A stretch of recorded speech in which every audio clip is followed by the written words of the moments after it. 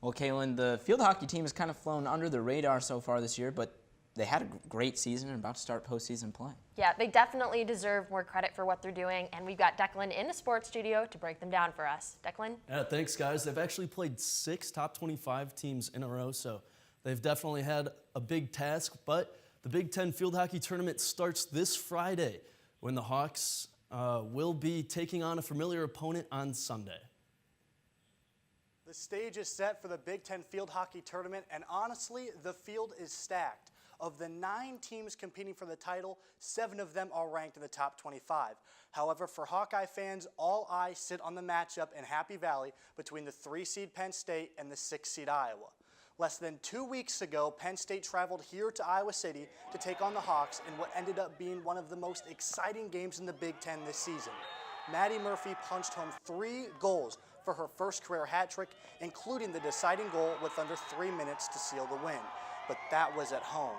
Plus, Iowa had just come off their best performances in which they held Stanford to a meager 2 shots on their way to a 3-0 shutout. But the Hawkeyes have dropped their last 2 games, one to Maryland at home and the other to Rutgers in Piscataway. On the other hand, Penn State has won their last 3 games, including back-to-back shutouts over Indiana and Bucknell to end their season. With the stakes so high, this will be the Hawkeyes' toughest test, and head coach Lisa Salucci knows it. Yeah, I mean, first of all, this year they have 12 seniors, okay? They are great speed, great skill, especially very right side dominant, and they're just lethal in their counterattack. So you have to play great team defense and be really organized defensively.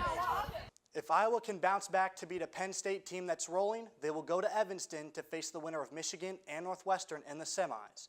If the Hawkeyes can manufacture a tournament win, it would be their first in a decade. Declan, back to you. Hopefully Murphy will be able to put the ball in the back of the net again. Be sure to tune into BTN at 11 a.m. Sunday to watch the Hawks take on the Nittany Lions. Well, the University of Iowa is known for many things, but one in particular is the birthplace of the butterfly.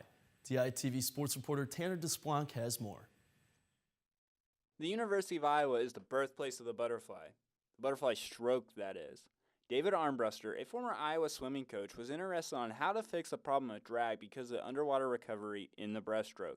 Oh, well, yeah, it is the birthplace. It was developed here actually in the 1930s. It wasn't legal until the 50s, but we are credited with developing that from the breaststroke. In 1935, Armbruster worked with one of his swimmers, Jack Sieg, to develop a kicking technique that is known as the dolphin fishtail kick.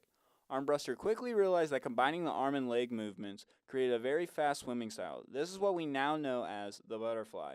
Swimming was faster than the regular breaststroke, and people quickly switched.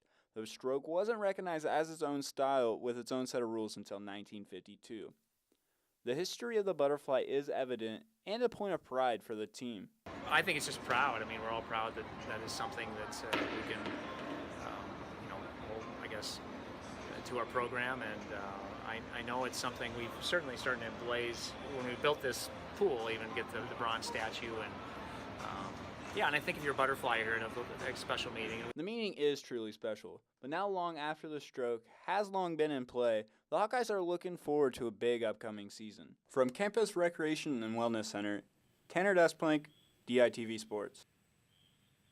The team will be traveling to Minneapolis to take on Minnesota and South Dakota this Saturday. Well, another weekend of Iowa football. They will travel to Happy Valley this weekend to play Penn State. And I know I sure haven't forgotten that heartbreaking loss to State just a year ago, and neither have the players. Of course, every loss stings, and you want to win every game. But, yeah, I mean, having it at home and on the last play, it maybe hurts a little more. This is in no way, revenge for something like that. Every year in college football, it's a totally new team. Right now we're the 2018 Hawkeyes, the 2018 Nittany Lions.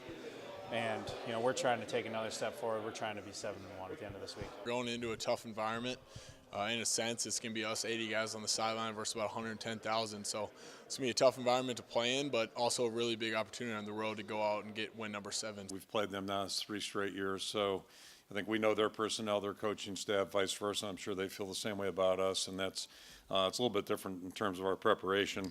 I think it makes it, I don't want to say easier, but at least there's some familiarity there. And again, I'm sure they feel the same way. Well, I'll be making the trip tomorrow morning, actually. Hopefully, we'll see a Hawks win.